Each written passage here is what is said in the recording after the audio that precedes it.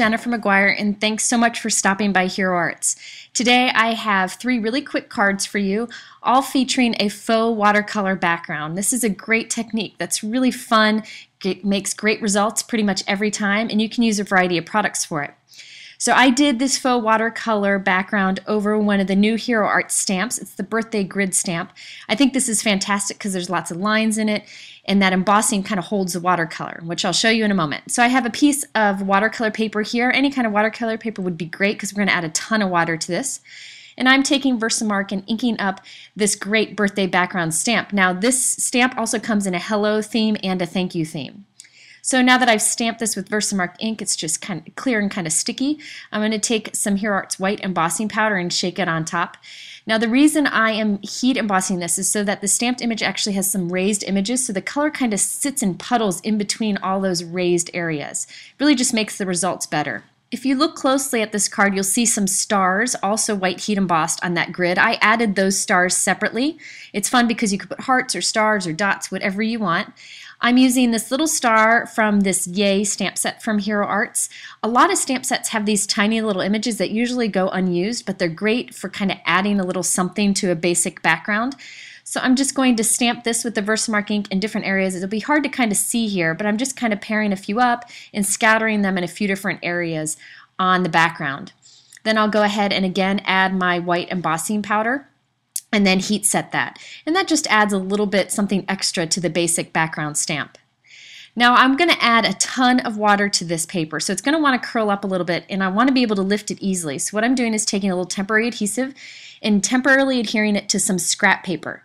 Now the first color combo that I'm going to do here is this rainbow one. For this I'm using distress markers, and I'm just going to scribble color right over the image. Now I've used worn lipstick, the spice marmalade, mustard seed, mowed lawn, peacock feathers, and salty ocean on here. Now if you don't have distress markers, any kind of watercolor marker would be fine. You could use watercolor paints if you wanted to. Anything that will kind of move with water. And I'll show you in a moment how to use your distress inks too. Notice that I'm not taking any care in the world to make this look super great. It doesn't matter one bit because we're going to add water, and the water is going to do all the work for us.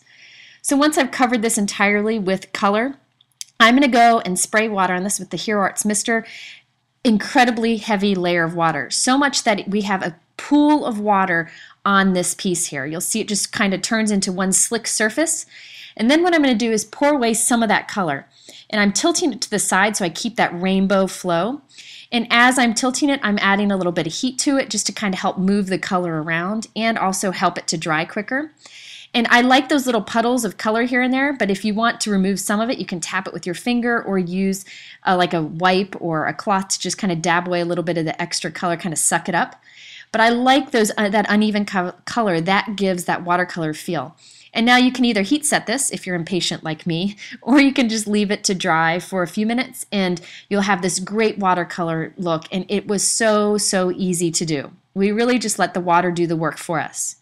Now for this color combo, I also used distress markers, but again, you can use any kind of watercolor marker. And I'm just going to do 3 colors this time. This is mowed lawn, and I'm going to use peacock feathers and the salty ocean. And I think I go back and add a little bit of chipped sapphire on the bottom too to get some like really bold blue in there. But by adding these colors, you can see you don't have to worry about blending. You don't have to worry about anything because the water will do the work for you. And yeah, here's the chipped sapphire, which is kind of a navy color, a sapphire color. That's perfect to just give a little oomph to this. So again, I'm spraying it like crazy with water. Look at it, turns into like a big old puddle. And then I'm going to pour off a little bit of the color because I had a lot on there. And that just kind of lets the embossing pop out some more, tap some of the color away. Now this one I'm going to heat up just a little bit, but then, and just to see if there's any like big puddles I want to remove, like in that little bee down there. And then I'm going to let this dry on its own. Sometimes I think letting it dry on its own gives better results because the color gets to really sit where it wants to be and you're not moving around with the heat gun. But really, I'm usually impatient and I usually heat it right away. Now the last color combo here I did with distress inks.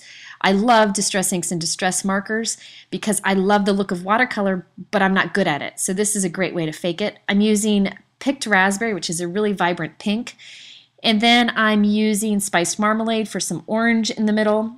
And then the squeezed lemonade, I think it's called, on the bottom. It's a really bright yellow. Now again, you'll see I'm just going direct to paper because I really want to get a ton of ink down on this surface. I really want a lot of ink because that makes my colors more vibrant. If you want it to be softer, you could use an inking tool and just put a little bit of ink down. Now again, I'm spraying this heavily with water, and you're going to see it really puddle up quite a bit. This time, I'm just going to let it dry on its own so you can see how intense you can get the color to be. And actually, I'm not going to pour this off because I'm going to just kind of leave this so it has lots of color. I see some areas that don't have much color, so I'm kind of moving it with my finger. But really, that's all I'm going to do with it, and just leave it to dry like this. And that will give me really intense color by not pouring it off. Now after they're all dry, I go back with a wet wipe or any kind of cloth and kind of buff off the white embossing. So any color that might have dried on top of the white embossing will wipe off because it's resisting it. And you get that great white image with the wonderful watercolor background. Now I'm just going to take my trimmer and trim off the edges so we have a nice finished edge. And these little scraps are really fun too.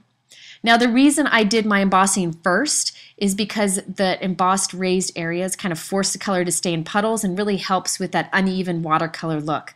But you could always create your background and then white heat emboss on top of it once it's dry. So there we have that great watercolor look. You can see the 3 different color combinations here. Now I wanted to go ahead and finish up these cards really quickly. They're very easy to do. These are fast cards. You can have some on hand. This is the Hero Arts Phrase Bubble die cut set. I love these kind of dies because you can put different greetings in it. It kind of gives it a little finishing touch instead of just having a greeting floating on a card. The little word bubble's kind of fun. This Yay stamp is from that stamp set I showed you before that had the stars. And I'm just stamping it on some white paper with the Hero Arts black dye ink. This is by far my favorite black ink because it's nice and vibrant. Now I'm going to take some foam tape and add this piece onto the card. Since I have my watercolor piece here matted with white cardstock just for finished edge, and I'm adding it onto a white card to really make it stand out, not blend too much, I'm adding it with the foam dots. That really makes it stand out. And then I decided that I wanted to have this centered on the card, so what I'm going to do is kind of glue it off center here and then trim off the side of the card. So my card will be a little bit smaller than usual, but it still fits in the envelope just fine and it works out great. Now I'm just going to take a little piece of foam and add this onto my card, and I do the exact same thing for the other 2 cards also. Now I felt like this needed a little something. Since you have a lot of watercolor in the background, I wanted something to kind of stand out on it, so I decided to add little stars. It kind of ties together with the background stamping we did. I'm just adding little dots of glossy accents. That's a super strong adhesive, so it's best for these little guys so they don't come off in the mail. Using a quick sticks, which has a sticky end, so I can pick up these tiny little punch pieces. I just did these little stars from an EK Success border punch. And then I'm just going to add these little guys to it. Now, I use the glossy accents again so it holds tight, but also it gives you a little bit of time that you can move them around if you put them somewhere and you're not thrilled with it. And then the other end of this quick sticks has like a pointy end, so you can use that pointy end to kind of move pieces where you want it. So I'm going to move these stars closer together. I like to have 2 close together. It just seems to kind of pull it all together better. Now, of course, I'm kind of addicted to my Wink of Stella glitter pen. It's just a great way to add a little bit of shimmer, especially on these dark cardstocks like this one. You can see the shimmer a little bit there. It's kind of hard to catch in the video. But I'm going to intensify that shimmer by adding some glossy accents on top. For some reason, it kind of magnifies it and gives it a little bit of shine on top of that shimmer. And I went ahead and did this on all the different cards just to give it a finishing touch. So there you have 3 really quick birthday cards with a great faux watercolor background that's pretty much effortless because the water does the work for you. If you have any questions, please head over to the Hero Arts blog where we have a ton of other ideas for you. Thanks so much for stopping by.